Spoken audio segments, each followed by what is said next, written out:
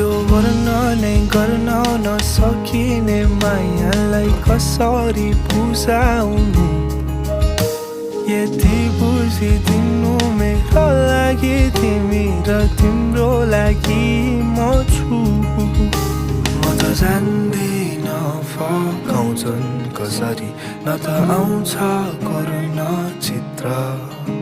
तिमी जति रिसाए नि माया छ सदैव मुटुभित्र तिमीलाई नै सधैँभरि